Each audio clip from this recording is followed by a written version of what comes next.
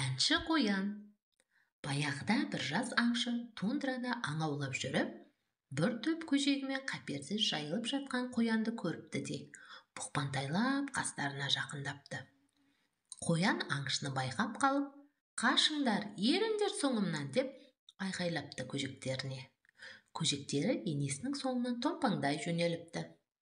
Аңшы қуып беріпті. Қуа-қуа, енді жақындай бергенде, алдарында арындай ағып жатқан өзенді, қояндардың өзенге қарғып-қарғып түскенін көріпті.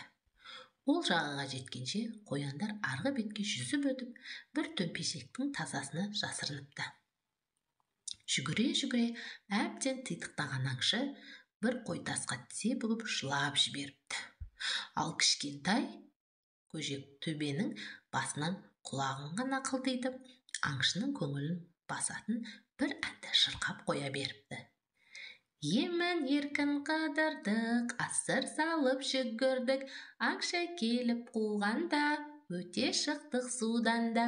Бас алмай ашуын отырсын-ай аңшының, аяғын судан шошынып, жылағаны не сұмдық, ай-ай-ай-ай, ай-ай-ай, ай-ай-ай, ай-ай-ай. Көжек осылай деп әндетіпті. Аңшының жебелерін қорамсағына салып, үйіне құр қол қайтудан басқа амалы қалмапты. Ол қояндарға садағын көрсетіп, «Қараңдар, қараңдар да тұрыңдар, қояндар. Бұдан былай мені алдай алмайсыңдар» деп қаһар төгіпті.